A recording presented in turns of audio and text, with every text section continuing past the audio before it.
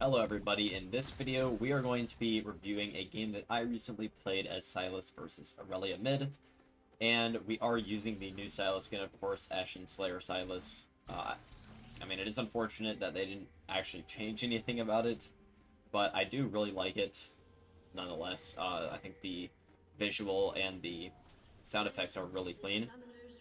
Base model is not great, but, you know, it's fine the way that it is. You don't really look at the base model that much anyway, so I figured what might as well. It costs Mythic Essence, and it's not like I'm going to use it on anything else. So, yeah, I don't feel bad about buying it. Sorry. But that's not really the focus of this video. This was a pretty short game, as you can probably tell by the length of the video. And so I just wanted to go over how I kind of snowballed the game against Irelia. The first thing that, I always like to think about when I'm playing Sylas is the enemy team comp. I like to think about my role throughout the entire course of the game and how I'm going to play with the enemy ults and the enemy's strengths and weaknesses. And so this game I'm thinking, okay, Irelia is definitely a lot stronger than me in the early levels, level 1 and 2. But once I hit level 3, I do have a fighting chance against her.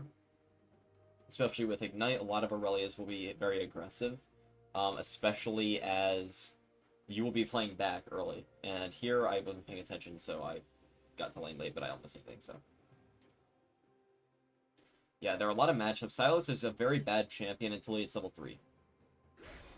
So you really just have to back up here, and here I do, miss the melee minion because Irelia has all 3 melees getting low. So you really just have to test, or you have to know the limits of the enemy champion. So here she does Q and auto me, but only once. Now if I had walked up for the melee before, she could have Q'd all 3 melees and then Q'd me, and then I'd be like half health right now. So you really just have to understand what the opponent can do. And at these early levels where you're very vulnerable as Sylas, you just have to be careful.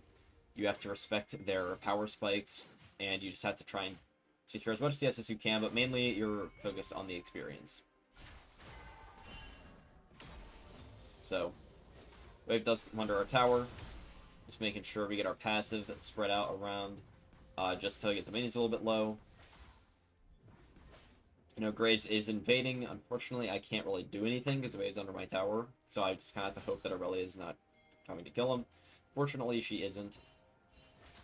And so now I'm level 3. Now I know that I can fight this Irelia given the correct circumstance. I can't just go in and engage instantly because, she can E me and then she can end up winning the trade. But, if she engages on me first, then I know that I have a lot of counterplay. I can dodge her E with my E, and then I can re-engage with E2 and bully her. But again, going back to what I was saying before, that's kind of how we're going to play the early game. Now, this game didn't really make it to late game or even mid game, really. But you should always be thinking about how you would be playing team fights. So we can see this game I have a really good set of ults. Aatrox ult's pretty decent. Irelia ult's not bad either. It does a lot of damage. And then Swain and Diana ult are both very good. So Swain ult is going to be the main one that I'm looking for here. Especially because they don't have a lot of high burst damage. And they don't have a lot of range damage. They're only range champ on the team that does damage. And you can see here I took a nice trade in my minion wave. But yeah, the only range champ on their team, which are range champions, are the biggest threat for Sylas. And I'm going to be honest, I don't know what the Irelia was doing there, but that's a nice game from the Graves. But yeah, range champs are the biggest threat for Sylas, because if you try to engage on them with your E, and you miss, then you're kind of out in the open, and you end up dying. But their only range champ this game is Swain, which poses no threat to Sylas, so I know that if I take Swain ult and I get into a team fight with all their melee champs, I will be able to drain all of them, and probably never die. And again, in those later fights, I'm going to have a Zanyas as well, and it's going to be a lot easier to bait them, because I can Swain ult, I can turn on them, and then as soon as they turn on me to kill me, I Zanyas, heal back up all that health in the stasis, get my abilities back up, and so I know that I'm going to be playing that sort of role in the team fight, especially with Lulu. There's a lot of bait potential, and because I'm the only real frontliner on the team, Sylas is not a frontliner, but you can sort of try to engage fights depending on the situation. I know that it's going to be a good idea to try and go for that game plan where I kind of soak up a decent amount of damage with that sustained healing, and then once it's too much, then I tap out with the Zanyas for a second, and then let my team clean up the rest while they have used all their abilities on me. So again, as I was talking about there, you know, we let her kind of walk up to us first, and then we go in for a nice trade, get her down to half health.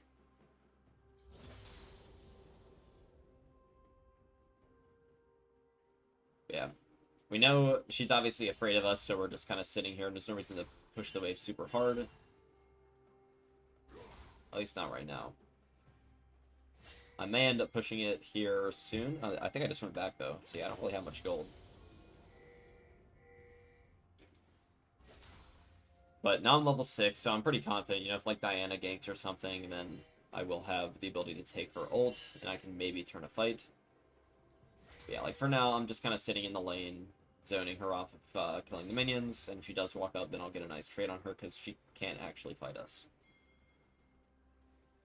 Unfortunately, this wave is not frozen or anything, so in the end it is going to push back to her, but, like, for example, she did miss the cannon there, and I believe she even missed the XP there, too. She was kind of far away. And so even though we're not going to zone her off, all of this, obviously, there is enough there that she's going to lose to make it worth. So as soon as she went in with the Q there, I kind of figured Diana was there, so I sort of backed off instantly. Now, she did miss her E, fortunately, so we did not get engaged on by the Diana, but always something you gotta be thinking about. You know, like, she's been playing extremely passive the entire game, and all of a sudden she Qs and tries to E us. Obviously, there's someone there. Now here, yeah, I mean, she's been walking up. All I have to do is zone her off. And now that she's zoned off, I do try to walk down to this bot lane fight. There's a lot going on down here. My bot lane did get engaged on, unfortunately. Irelia is spam pinging that I am missing. Unfortunately, I do a decent amount of damage to the Bard, but he does live through the Ignite, does get out with his E, and Irelia gets to push the mid wave, so very unfortunate series of events. You know, Irelia got the entire cannon wave since I left the lane, and I didn't actually get anything out of that, and my bot lane died. But even after that, I mean, we're still ahead, and so we should still be trying to push our advantage. You know, we're, what, 24 CS above this Irelia?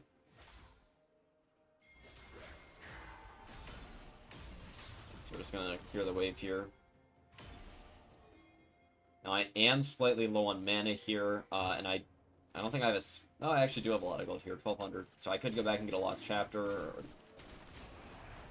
work towards boots, get another Amp Tome.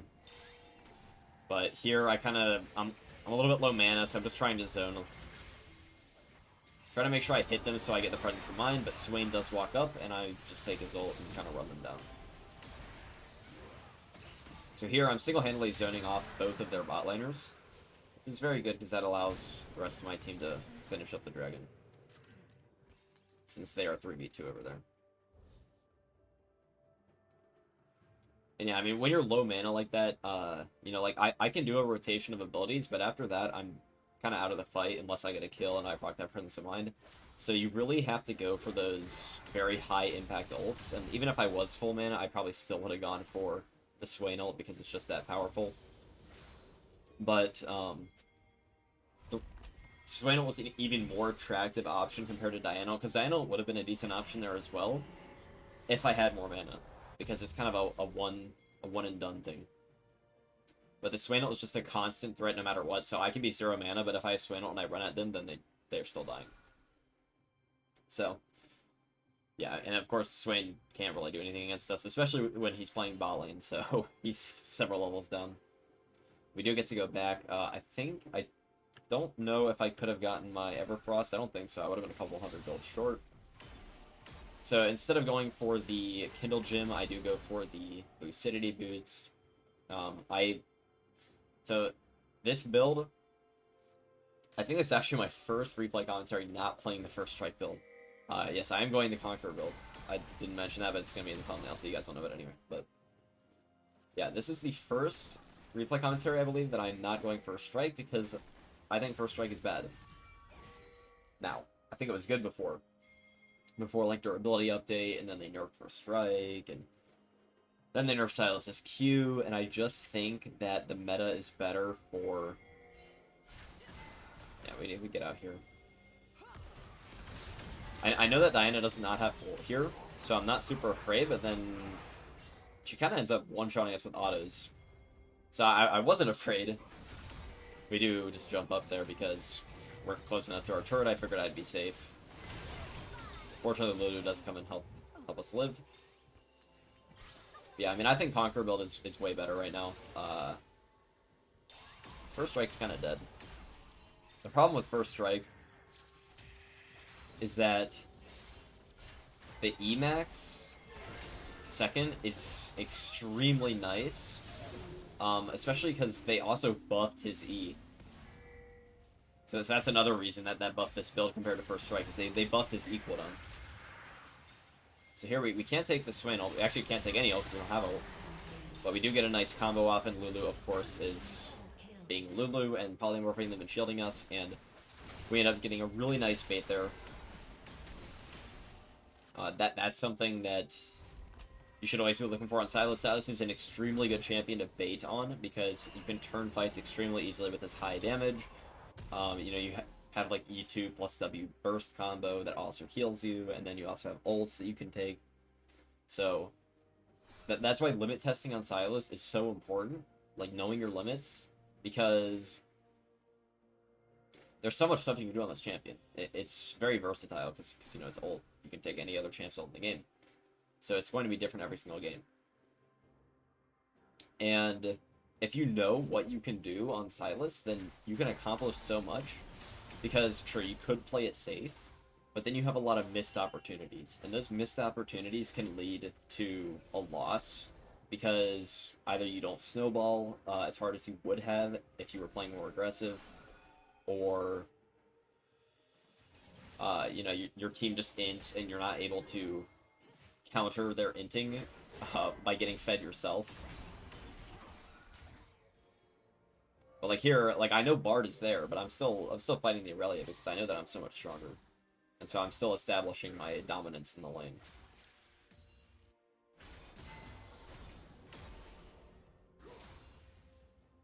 So at this point, Lulu has started playing for us. She is sitting around mid a lot because, you know, she knows we're 5-0. We're playing Sylas. Sylas with any sort of support. And support not meaning like the classic champion, but just assistance. Sylas with assistance can be very strong because he's already very hard to kill with his W. And getting extra like shielding or healing is compounds the issue. And so here, like, we get a Lulu ult, we get the Swain ult. We do have a lot of ability haste, so our W comes back up, and we end up melting their entire team with the Swain ult, and we end the fight with half health. So we do end up getting a quadra kill there, and then Swain types GG in all chat.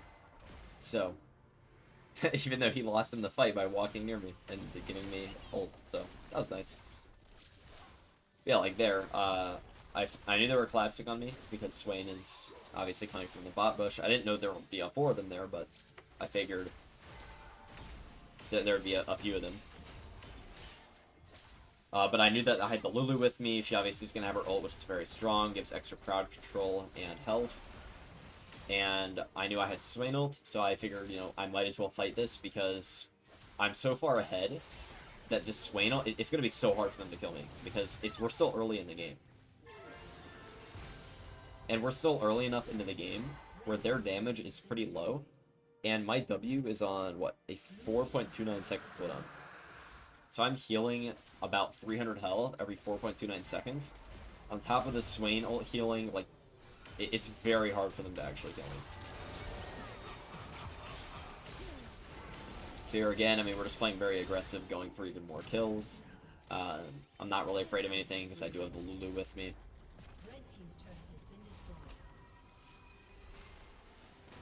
And yeah, at this point, we do need to go back. We have 2,500 gold. So, time to buy some of our Zionist components. I don't think I'm going to win Medjai's here. Oh, and by buy Zionist components, I meant bought the entire Zionist. I kind of forgot.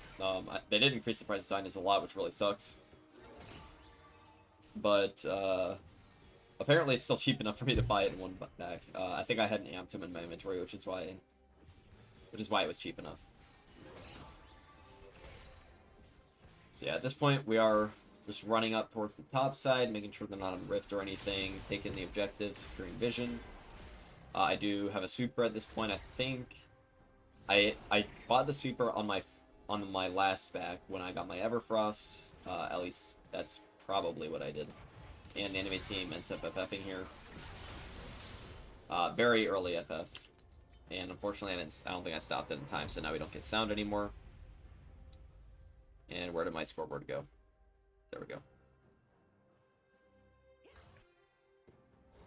So.